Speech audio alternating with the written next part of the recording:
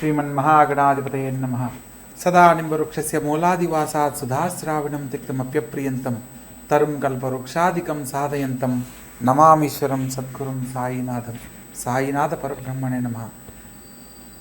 ముఖ్యంగా ఆగస్టు 1వ తారీఖు నుంచి ఆగస్టు 31వ తారీఖు వరకు ద్వాదశ రాశుల యొక్క శుభాశుభ ఫలితాలు తెలుసుకోబోయే ముందు గ్రహ సంచార ఫలితాల గురించి మనం ఒక్కొక్క రాశుల వారీగా ఏ గ్రహాలు ఏ రాశుల్లో సంచరిస్తున్నారో, ఏ రాశుల వారు ఎటువంటి శుభాశుభ ఫలితాలు పొందబోతున్నారో వివరంగా తెలుసుకునే ప్రయత్నం చేద్దాం. తదుపరి మీనరాశి. ఈ యొక్క మీనరాశి జాతకులకు ప్రస్తుత కాలం అత్యద్భుతమైన కాలంగా చెప్పడం జరుగుతుంది. లగ్న రాజ్యాధిపతి అయిన గురువు చతుర్థంలో సంచరిస్తున్న క్రమంలో విద్యార్థులకు మంచి గుర్తింపు లభిస్తుంది. ప్రభుత్వం ద్వారా గుర్తింపుకు సంబంధించిన కొన్ని అవార్డులు తీసుకునే అవకాశం కలదు. ప్రత్యేకంగా కళారంగంలో రాణించాలనుకున్న వారికి నూతన అవకాశాలు లభిస్తాయి. విద్యార్థి దశలో ఉన్న వాళ్లకు మంచి పేరు ప్రఖ్యాతులు లభిస్తాయి. మంచి ఉన్నతమైన విద్యను పొందడానికి ఇది అనుకూలమైన కాలంగా చెప్పడం జరుగుతుంది. పంచమ స్థానంలోకి మారుతున్న శుక్రగ్రహ సంచార ఫలితంగా కళారంగంలో బాగా రాణిస్తారు. ముఖ్యంగా ఇష్టపడి వివాహం చేసుకునే వాళ్లకు కళ్యాణం గురించి కొన్ని చర్చలు, సమావేశాలు కుటుంబ పెద్దలతో మాట్లాడేందుకు ఇది అనుకూలమైన కాలంగా చెప్పడం జరుగుతుంది. షష్టమ స్థానంలోకి సంచరిస్తున్న రవి బుధుల సంచార ఫలితంగా తండ్రి గారి సలహా మేరకు భవిష్యత్తు సంబంధించిన ప్రతి నిర్ణయం మీకు ఎంతో దోహదపడుతుంది. అదేవిధంగా కేతుగ్రహ సంచార ఫలితంగా శత్రు రుణ రోగాలకి స్వస్థానం 6వ స్థానం అంటారు కాబట్టి ఆరోగ్య విషయంలో ఒకటి జాగ్రత్తలు పాటించాలి. శారీరక శ్రమ, పనుల ఒత్తిడి అధికమయ్యేందుకు అవకాశం ఉంటుంది. ప్రతి పనిని కూడా ఆలోచించి నిర్ణయం తీసుకుని ముందడుగు వేయాలి. సప్తమ స్థానంలో కుజగ్రహ సంచారం చేత ముఖ్యమైన విషయాలలో జీవిత భాగస్వామితో ఎటువంటి వాగ్వివాదాలకు వెళ్ళకూడదు.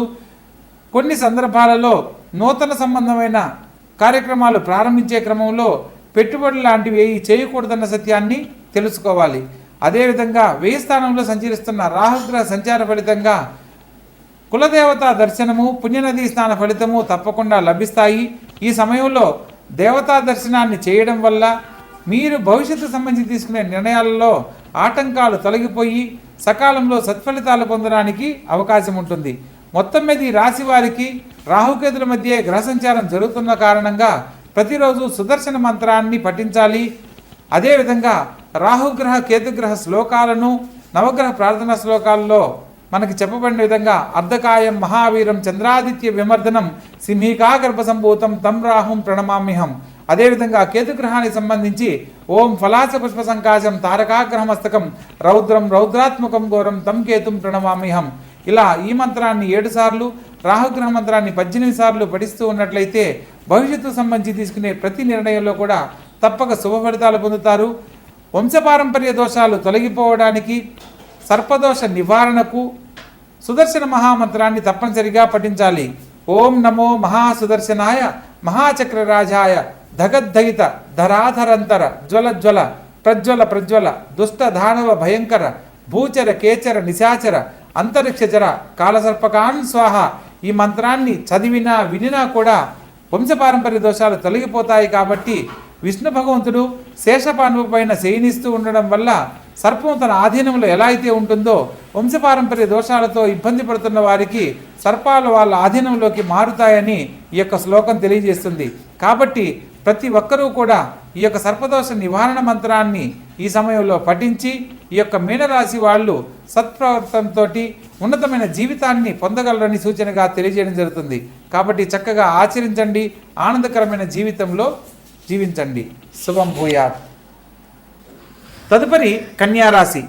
ఈ యొక్క కన్యారాశి జాతకులను కనుక మనం గమనించినట్లయితే లగ్న రాజ్యాధిపతి అయిన బుధుడు లాభస్థానంలో వ్యయాధిపతితో కలిసి సంచరించడం బుధాదిత్య యోగ ఫలితాన్ని ఇస్తుంది. ప్రత్యేకంగా ప్రారంభ కాలంలో మీరు ఖచ్చితంగా మాట్లాడే మీ యొక్క వ్యవహార శైలిని మార్చుకోవడం తప్పనిసరి. ఖచ్చితంగా తీసుకునే నిర్ణయాల వల్ల కొన్ని ఇబ్బందులు ఎదురవుతాయన్న సత్యాన్ని కూడా గమనించవచ్చు. కొన్ని సందర్భాలలో మీరు చాలా కఠిన నిర్ణయాలు తీసుకొని ముందడుగు వేస్తూ ఉంటారు. ఆలోచించి నిర్ణయం తీసుకోవాలి. మరియు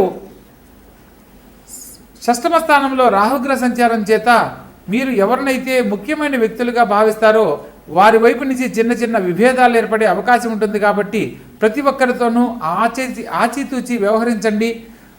ఉద్యోగ వ్యాపార విషయాలలో పై అధికారులతోనూ మరియు వ్యాపార విషయాలలో తోటి భాగస్వాములతోనూ వాగ్వివాదాలకు వెళ్ళకూడదన్న సత్యాన్ని తెలుసుకొని నడుచుకోవాలి.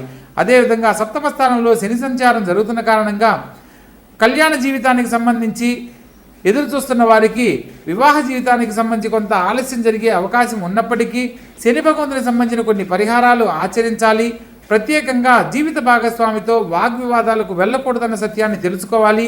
ఈ సందర్భంలో అనుకోని సంఘటనల కారణంగా దాంపత్య జీవితంలో చిన్న చిన్న మాట పట్టింపులు ఎడబాటు ఏర్పడేందుకు అవకాశం ఉంటుంది. కాబట్టి ప్రతి విషయంలో కూడా సంయమనం పాటిస్తూ వాగ్వివాదాలకు లోను కాకుండా జాగ్రత్త పడాలి. అదేవిధంగా రాజ్యస్థానంలో చతుర్థ సప్తమాధిపతి అయిన గురుగ్రహ సంచారం చేత వృత్తి ఉద్యోగ వ్యాపారాలలో విశేషమైన లాభాలు పొందుతారు. ఉన్నతమైన పదవీ యోగ్యత లభిస్తుంది.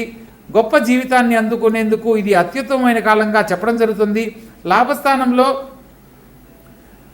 రవి బుధుల సంచారం జరుగుతున్న కారణంగా బుధాదిత్య యోగము, రాజకీయ రంగంలో ఉన్న వారికి పదవి యోగ్యత పలుకుబడి ఏకకాలంలో లభించేందుకు ఇది అత్యద్భుతమైన కాలంగా చెప్పడం జరుగుతుంది.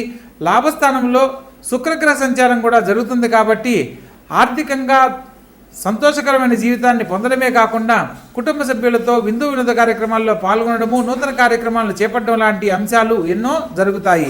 అదేవిధంగా ద్వితీయ భాగ్యాధిపతి అయిన శుక్రుడు లాభస్థానంలో సంచరిస్తున్న క్రమంలో మీరు కోరుకున్న గొప్ప జీవితాన్ని ఈ సమయంలో పొందడానికి ఒక చక్కని అవకాశం లభిస్తుంది. తప్పకుండా ఆ సమయం కోసం వేచి ఉండి ఆ అద్భుతమైన జీవితాన్ని పొందాలని తెలియజేస్తున్నాను. ప్రత్యేకంగా వ్యయ స్థానంలోకి మారుతున్న రవి బుధులు మరియు కేతుగ్రహ సంచార ఫలితంగా ఆరోగ్య విషయంలో ఒకటి జాగ్రత్తలు పాటించాలి.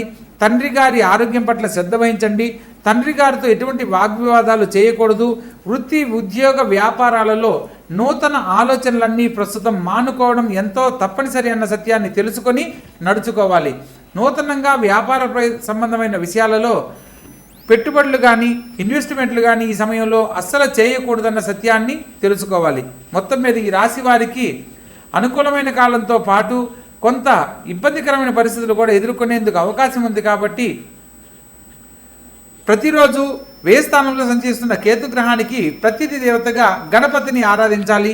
మంగళవారం నాడు గణపతికి 7 ఎర్రని పుష్పాలు సమర్పించి ఓం గం గణపతియే నమః అనే మంత్రాన్ని ప్రతినిత్యము 21 సార్లు పఠిస్తూ ఉన్నట్లయితే ఈ మాసంలో ఎదుర్కొనబోతున్న అనేక రకాల సమస్యలన్నీ తొలగిపోతాయి.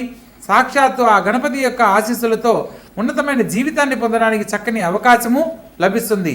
అదేవిధంగా సప్తమ స్థానంలో శని భగవంతునికి సంబంధించిన పరిహారాలు గనక ఆచరించినట్లయితే సకాలంలో వివాహం కాలేదని బాధపడుతున్న వారికి వివాహ జీవితాన్ని పొందడమే కాకుండా దాంపత్య జీవితంలో సమస్యలు ఏదైనా ఉంటే అవి తొలగిపోయి అన్యోన్య దాంపత్యాన్ని పొందడానికి అవకాశం ఉంటుంది. ప్రత్యేకంగా విష్ణు సహస్రనామ పారాయణ కూడా ఈ సమయం ఆచరించడం ఎంతో తప్పనిసరి అన్న సత్యాన్ని తెలుసుకోవాలి. చక్కగా ఆచరించండి. ఆనందకరమైన జీవితంలో జీవించండి.